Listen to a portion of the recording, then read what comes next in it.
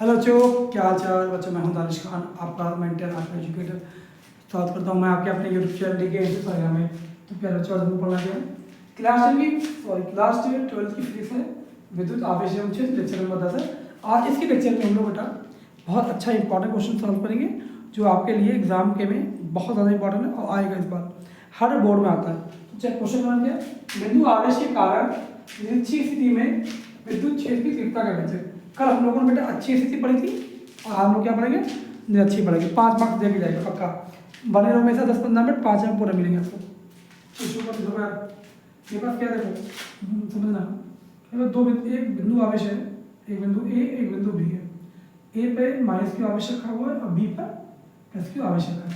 तो ये क्या हो जाता है, विद्युत द्विध्रुव बन जाता है। ठीक है, तो इनके बीच की दूरी कितनी है, इनके मध्य बिंदु ओ रखा है। टोटल दूरी कितनी होती है आपको पता है, 2a या 2l बोल सकते हैं। यहाँ से यहाँ की दूरी ए ले ली बेटा, और ये दूरी भी होगी a। ठीक है, और इस बिंदु से बेटा ओ से निरक्षित स्थिति में, मतलब ऊपर की ओर, ओ से r दूरी पर, r मतलब ऊपर निरक्षी में, r दूरी पर निरक्षित स्थिति में एक बिंदु p स्थित है। एक बिंदु क्या स्थित है, p स्थित है। ठीक है, एक बिंदु p स्थित है। p को हमने a से निकाल मिलाया और p को b से मिलाया, जहां पे हमें विद्युत क्षेत्र की तीव्रता का वैसे ज्ञात करना है। ठीक है, क्या समझे बच्चा अच्छे से ना। चलो देखो, अब हमने क्या किया बेटा, इसको जो विद्युत क्षेत्र ए बिंदु था, इस ए बिंदु को हम आगे ले गए, तो सीधे ले जाते हैं। इसको ई मान लिया विद्युत क्षेत्र, और इसको दो भागों में बांटा, एक ऊपर की ओर और एक यहाँ से इस तरीके से। ठीक है, बात में ऐसे करना है। फिर ई को विद्युत क्षेत्र को दो भागों में बांटा, E1 और बेटा E2। फिर दो भाग मानो E और E की नाम से बांट दिया। अब इसको फिर से E को दो समकोणीय घटक में बांटा, E1 और E2। ऊपर आएगा E1 sin theta, E2 cos theta. क्यों, फॉर E1 sin थीटा और E2 sin थीटा। क्योंकि बेटा आपका जो इस तरीके से होता है ऊर्ध्वाधर करते से ना, तो बेटा ऊपर ऊर्ध्वाधर ना हमेशा साइन चलता है। तो इसका मान क्या रखेंगे, E1 sin थीटा, और ये लाइन जो नीचे आएगी लाइन, इसे बोलेंगे E2 sin थीटा। वही काम इस पे करेंगे, E1 cos थीटा, और इसी लाइन पे E2 cos भी ले लेंगे। क्यों बेटा, एक लाइन है, इसी लाइन में लेना है वो पीछे नहीं। क्या की बात करें इसमें, अब हम इस पे लिखेंगे थोड़ा सा लाइन। चलो इसको भी लिखते हैं, जी हमें कर्ण निकालना है। देखो ये आपका क्या है, लंब आधार कर्ण। लंब कितना है, r है, आधार कितना a है बेटा। कर्ण निकालना है, कर्ण का फॉर्मूला होता है कर्ण स्क्वायर बराबर लंब स्क्वायर प्लस आधार स्क्वायर। कर्ण स्क्वायर बराबर लंब कितना है, r है, स्क्वायर आधार कितना स्मॉल है स्क्वायर। ठीक है, जैसे रूट 2 इधर जाएगा इधर बन जाएगा ना, रूट के बराबर r स्क्वायर प्लस के a स्क्वायर। ओके, रूट लग गया। तो ये दूरी कितनी आ गई बेटा मेरे पास, r स्क्वायर प्लस के a स्क्वायर। ये कितनी आ गई, r स्क्वायर प्लस के a स्क्वायर। ये रब पे कर लेना। ठीक है, साफ करते हैं इसको। चलो अब हम क्या लिखेंगे मालूम है, जो बोला हम उसको लिखेंगे। ठीक है, लेकिन थोड़ा समझा दें, E1 sin थीटा और E2 sin थीटा बल विपरीत और एक समान होने के कारण एक दूसरे के प्रभाव को निरस्त कर देते हैं। ये लाइन लिखेंगे आप यहाँ पे, E1 sin theta E2 sin theta विपरीत और एक समान बल होने के कारण एक दूसरे के प्रभाव को निरस्त कर देते हैं। तब हम क्या करेंगे, E1 cos E2 cos को छोड़ेंगे। ठीक है, पहले वो निकालें तीसरा, तो क्या निकालेंगे बेटा, E1 cos प्लस क्यू आवेश के कारण विद्युत क्षेत्र की तीव्रता, प्लस क्यू आवेश के कारण प्लस क्यू आवेश के कारण विद्युत क्षेत्र की तीव्रता देखो, तो E बराबर फॉर्मूला होता है 1/4 पाई F0 Q r स्क्वायर। बेटा फॉर्मूला होता है आपका विद्युत क्षेत्र की तीव्रता का। हम Q1 के ले रहे हैं, तो बेटा देखो इसको दो भागों में बांटा, E1 ले लेते हैं पहले। तो E1 बराबर 1/4 पाई F0 Q r कितना बेटा मेरे पास दूरी, ये r square plus a square under root उसकी पावर 2 बेटा। तो 2 से ये रूट कट जाएगा तुम्हारा। E1 बराबर कितना आएगा, 1/4 पाई F0 Q बटे r स्क्वायर प्लस के a स्क्वायर बेटा। इक्वेशन नंबर 1 प्लस क्यू आवेश की गणना। ठीक है, नंबर 2 देखो अब करते हैं आगे। माइनस क्यू आवेश के कारण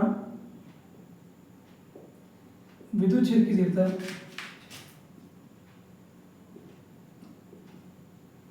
विद्युत क्षेत्र की तीव्रता बेटा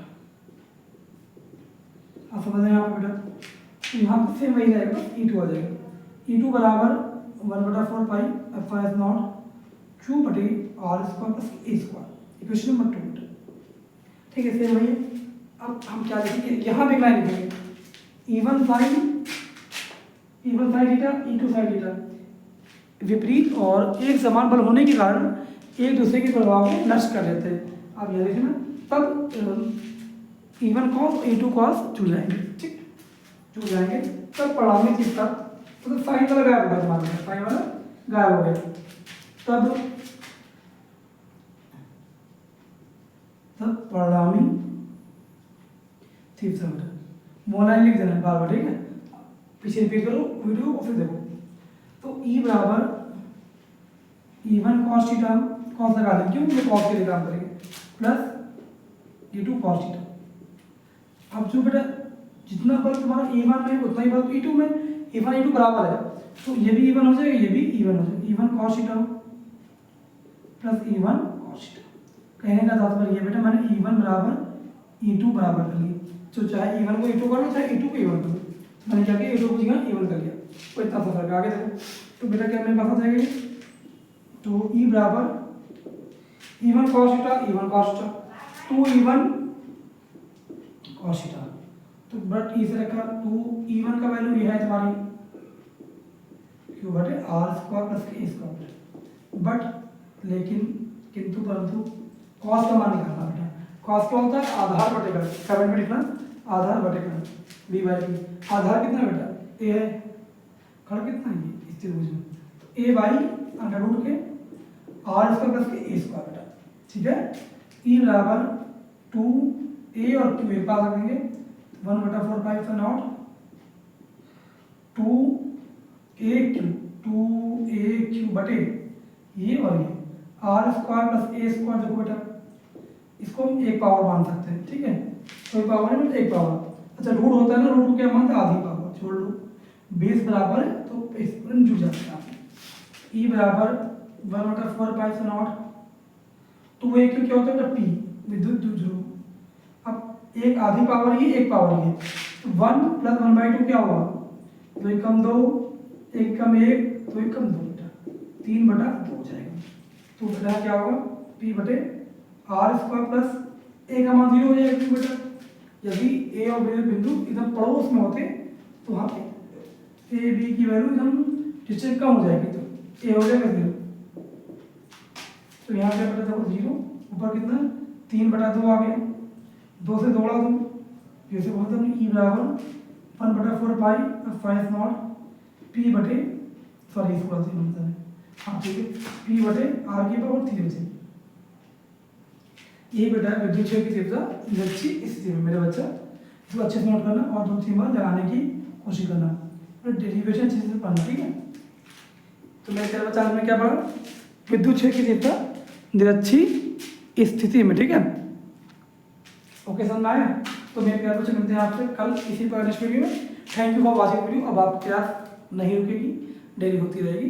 तो प्यार बच्चे अगर आपने हमारे चैनल डीके इंस्टीट्यूट संडे को सब्सक्राइब नहीं किया तो प्लीज़ इसको लाइक करो, शेयर करो, कमेंट करो, सब्सक्राइब करो, ठीक है। मिलते हैं आप, थैंक यू।